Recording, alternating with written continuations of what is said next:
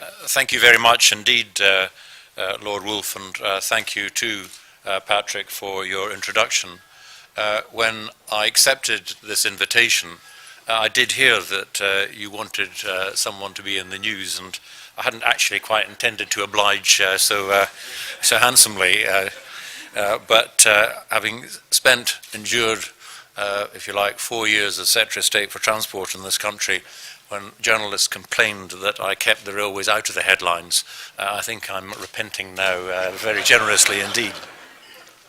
But I am very pleased to be here because, like you and like Lord Wolf, I think it is important that we celebrate individuals and companies that demonstrate the responsibility of capitalism. I think over the last few years, there is a growing awareness amongst people, amongst customers, about what the companies with which they choose to do business do. And they are concerned about that company's ethical approach. They are concerned about what companies do here in this country and across the world. And of course, for a long time now, many successful businesses realize that if they are going to be successful, not only do they have to take their suppliers with them, wherever those suppliers are in different parts of the world, but crucially, they have to acknowledge the key role that their employees play in creating the wealth for that company. And successful companies are those companies that honor their employees, that pay attention to their education, to their training, to their housing needs. These are very, very important.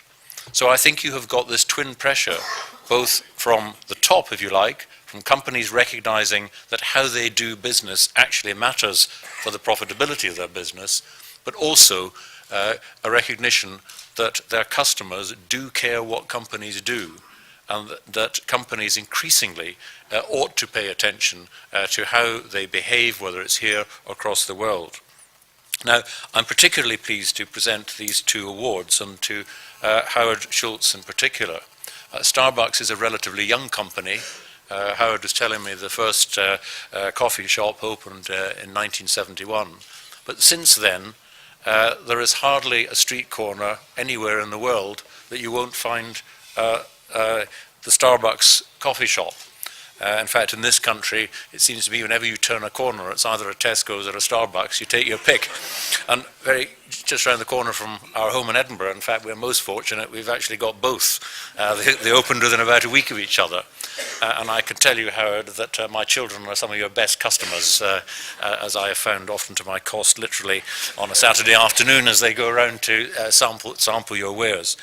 But I know that in the work that you have done with Starbucks, you've been acutely conscious of the need to make sure that you behave ethically in obtaining your coffee, looking after the interests of the farmers, making sure that the supply chain is properly looked after. And this is very, very important. And this is why first have recognized your achievement and recognized the achievement of your company. So it really does give me great pleasure on behalf of everyone here to acknowledge what you have done with Starbucks and what you will continue to do in the future. You are a model and an inspiration to many, many other companies, and I wish you every success in the future. Howard.